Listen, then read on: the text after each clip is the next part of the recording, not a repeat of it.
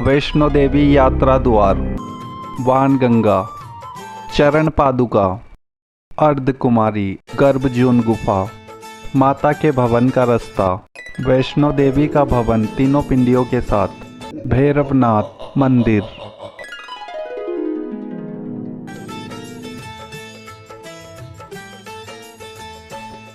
तूने मुझे बुलाया शेरा वालिए, मैं आया शेरा वालिए हो।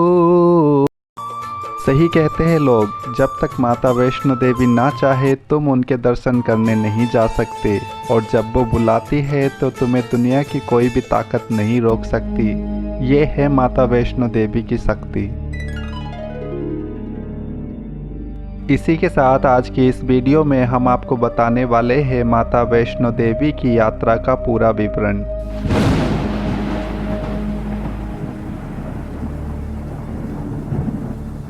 जो भविष्य में आपके बहुत काम आएगा जब आप माता वैष्णो देवी के दर्शनों को जाएंगे। अगर आप माता वैष्णो देवी पर विश्वास करते हैं तो वीडियो को पूरा देखें और वीडियो को लाइक करें। अगर आपने हमारे चैनल को सब्सक्राइब नहीं किया है तो चैनल को सब्सक्राइब भी कर लें। वैष्णो देवी का रेलवे स्टेशन, जिसका नाम श्री माता वैष्णो देवी कटरा है। यहाँ ट्रेन से उतरकर माता वैष्णो देवी की यात्रा के लिए सबसे पहले आपको लेना होगा यात्रा कार्ड, जिसके लिए रेलवे स्टेशन के बाहर जगह जगह काउंटर हॉल बने हुए हैं। जब आप यात्रा कार्ड लेने काउंटर पर पहुंचोगे तो वहां आपसे कुछ आपकी बेसिक डिटेल्स पूछी जाएगी। उसके बाद आपको यात्रा कार्ड दिया जाएगा।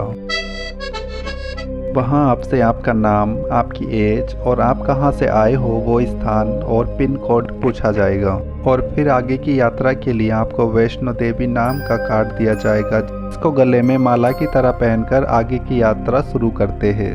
और अब निकल पड़ते हैं यात्रा के लिए। रेलवे स्टेशन से लगभग 2 किलोमीटर दूर है वैष्णो देवी यात्रा का मेन द्वार। इस द्वार पर पहुंचोगे तो यहाँ आपको लगना पड़ेगा लाइन में, और यहाँ आपका बैग और जो भी सामान आपके पास है वो सब स्कैन होगा। सामान स्कैन होने के बाद आपको यात्रा द्वार में एंट्री मिल जाएगी और यहाँ से शुरू होगी आपकी वैष्णो देवी यात्रा। इस द्वार से थोड़ा आगे चलने पर आपको बहुत सारे खच्चर खड़े हुए दिखाई देंगे। ये उनके लिए होते हैं जो लोग पैदल चलकर यात्रा नहीं कर पाते, तो वह लोग यहाँ से खच्चर की बुकिंग कर लेते हैं, जो 13 किलोमीटर ऊपर तक माता के भवन तक छोड़कर आते हैं। इसके लिए आई थिंक 2000 से 2500 रुपये तक पे करने पड़ते हैं, तब जाकर वो ऊपर तक हमें छोड़कर आते हैं। खच्चरों के अलावा यहाँ पिट्ठू भी होते हैं, लेकिन सिर्फ एक पिट्ठू यहाँ काम नहीं करता। यहाँ 4 लोगों के ग्रुप में यह काम करते हैं। एक तरह से पालने की तरह इन्होंने बनाया हुआ है, लेकिन इसमें सिर्फ ज़्यादा बुजुर्ग लोग ही यात्रा करते हैं। आप अगर यंग है और पैदल चलकर यात्रा कर सकते हैं तो मैं आपसे रिक्वेस्ट करूंगा कि आप पैदल ही यात्रा करें। तो इस द्वार से आगे 1 किलोमीटर की यात्रा करने के बाद आता है बाणगंगा घाट। ये बाणगंगा स्वयं माता भगवती वैष्णो देवी की पवित्र गुफा से प्रवाहित होते हुए यहाँ तक आती है। ये वही बाणगंगा है जिसे माता वैष्णो देवी ने अपने त्रिशूल में बाण चढ़ाकर बाण मारकर इस गंगा को प्रकट किया था। और गुफा में प्रवेश करने से पहले माता वैष्णो देवी ने बाणगंगा के पवित्र जल में अपने केस धुले थे। केस धुलकर स्नान करके तब माता ने पवित्र गुफा में 9 महीने के लिए प्रवेश किया था, और फिर माता ने 9 महीने तक गुफा के अंदर तपस्या की थी। बाणगंगा में स्नान करने का सौभाग्य बहुत ही किस्मत वालों को मिल पाता है। और इसी के साथ मैं आपको ये बताना चाहता हूँ कि यहाँ का जो पीने का पानी है वैष्णो देवी यात्रा के दौरान जो आपको पीने वाला पानी मिलेगा, वो पीने के बाद आपको ऐसा प्रतीत होगा जैसे आपने अमृत पी लिया हो। बाणगंगा में स्नान करके अब करते हैं आगे की यात्रा। यहाँ से आगे 2 किलोमीटर चलने पर आता है वैष्णो देवी यात्रा का दूसरा पड़ाव, चरण पादुका। जब भैरवनाथ माता वैष्णो देवी का कन्या रूप में पीछा कर रहा था, तब माता वैष्णो देवी ने यहाँ रुककर भैरवनाथ को पीछे मुड़कर देखा था और अपनी चरण पादुका यहीं छोड़कर आगे की यात्रा पैदल ही की थी। चरण पादुका के दर्शन का समय सुबह 6 बजे से दोपहर 1 बजे तक रहता है और फिर 3 बजे से लेकर शाम 6 बजे तक। चरण पादुका दर्शन के बाद आगे की 4 किलोमीटर की यात्रा करने के बाद आता है अर्धकुमारी मंदिर, जिसे गर्भजून गुफा भी कहा जाता है। यहाँ माता वैष्णो देवी एक बच्चे की तरह 9 महीने इस गुफा में रही थी, इसलिए इस गुफा को गर्भजून गुफा कहा जाता है। इस गुफा के दर्शन करने का समय सुबह 7 बजे से शाम 6 बजे तक होता है। इस गुफा के दर्शन करने के लिए एक दिन पहले टोकन लेना पड़ता है। गुफा का आकार छोटा होने के कारण इस गुफा के दर्शन करके बाहर निकलने में ज़्यादा समय लगता है, इसलिए एक दिन में बहुत कम लोग ही इस गुफा के दर्शन कर पाते हैं। यहाँ पर कई धर्मशालाएं भी बनी है जहाँ रुककर आप विश्राम कर सकते हैं और यहाँ का मौसम हमेशा ठंडा होता है, इसलिए यहाँ पर वैष्णो देवी समिति द्वारा कंबलों की सुविधा उपलब्ध कराई गई है, जिसके लिए आपको 200 रुपये जमा करके कंबल मिल जाता है और जब आप कंबल वापस कर दोगे तो आपके पैसे भी आपको वापस दे दिए जाएंगे। अगर आपके पास कम टाइम है और आप बिना थके आगे की यात्रा कर सकते हैं तो आपको गर्भजून गुफा के दर्शन करने के लिए अगले दिन का टोकन ले लेना चाहिए। अर्धकुमारी से 2 किलोमीटर आगे चलकर आता है हाथीमत्था पहाड़। इस पहाड़ की ऊंचाई हाथी के सर के आकार की चढ़ाई है, इसलिए इस पहाड़ को हाथीमत्था बोला जाता है कि इस पर चढ़ाई चढ़ते चढ़ते लोग अक्सर थक जाते हैं। हाथीमत्थे की चढ़ाई खत्म करने के बाद यहाँ से आगे चलने पर आपको कई बार यात्रा समाप्त होती दिखाई देने लगेगी, लेकिन यात्रा अभी समाप्त नहीं होगी। अभी तो आपको 4 किलोमीटर और चलना पड़ेगा। 2 किलोमीटर चलने के बाद आपको दिखाई देने लगेगा माता वैष्णो देवी का भवन। माता वैष्णो देवी का भवन देखने के बाद आपकी सारी थकावट दूर हो जाएगी और आप बिना रुके चलने लगोगे, क्योंकि तुम जिसके दर्शन के लिए यहाँ तक आए हो अब वो ज़्यादा दूर नहीं होगी।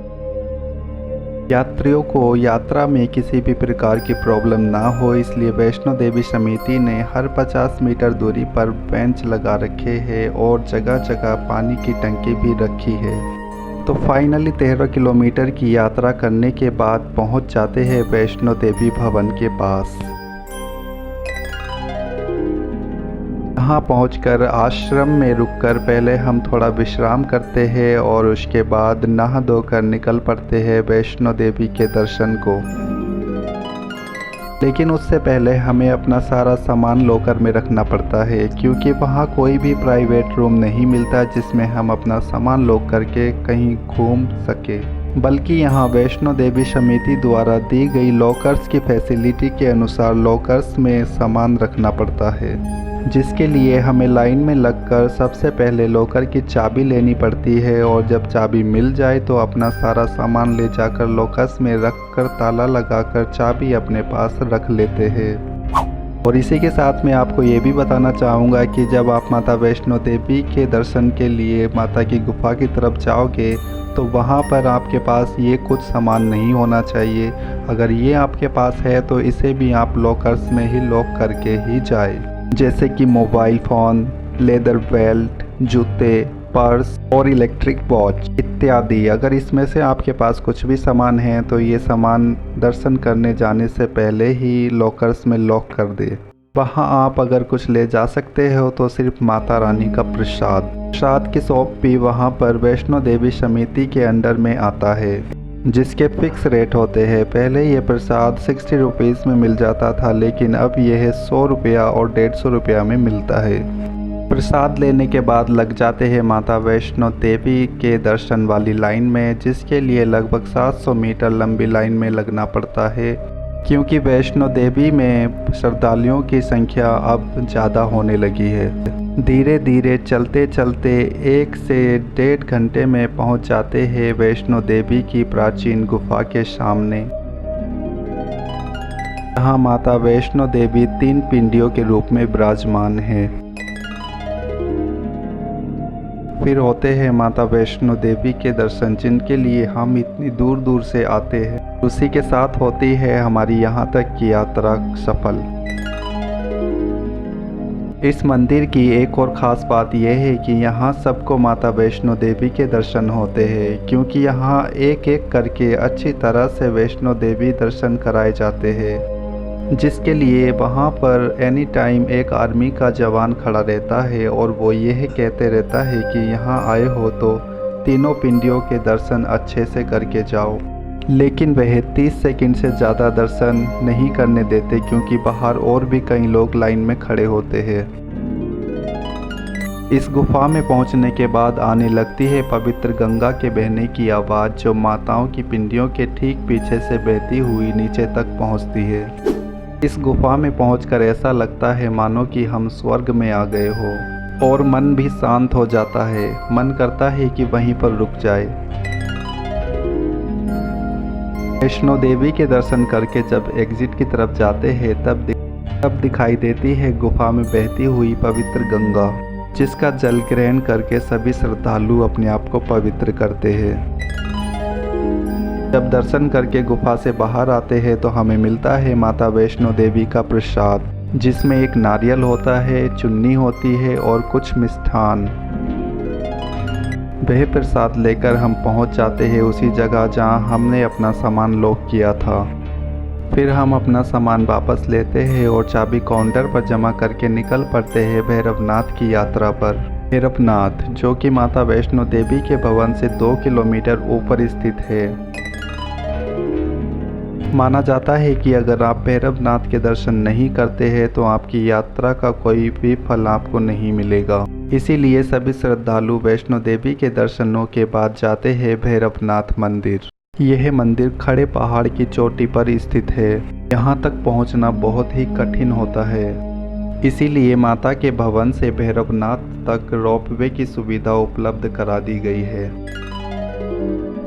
ताकि जो लोग पैदल चलकर ऊपर तक नहीं आ पाते वो रोपवे की सहायता से भैरवनाथ की यात्रा पूरी कर सके। 2 किलोमीटर की कठिन चढ़ाई के बाद फाइनली हम पहुंच जाते हैं भैरवनाथ की घाटी में, जहां होते हैं हमें भैरवनाथ के दर्शन। और यहां पहुंचने के बाद हमें दिखाई देता है नीचे की तरफ माता वैष्णो देवी का मंदिर और हेलीकॉप्टर का प्लेटफॉर्म। जो लोग पैसे वाले हैं, जिनके पास पैसे की कमी नहीं है, ना तो वो पैदल आते हैं और ना ही खच्चर पर बैठ के आते हैं, वो लोग हेलीकॉप्टर से ट्रेवल करके यहाँ तक आते हैं। यहाँ भैरव घाटी में आकर भैरवनाथ के दर्शन करने के पश्चात होती है हमारी यात्रा सफल। मैं आशा करता हूँ कि मेरे द्वारा दी गई जानकारी आपके लिए मददगार साबित हो और माता वैष्णो देवी आपको जल्दी से बुलाए, ताकि आप भी माता वैष्णो देवी के दर्शन कर सको। तो दोस्तों, मिलते हैं नेक्स्ट वीडियो में। तब तक के लिए अलविदा एंड जय माता दी।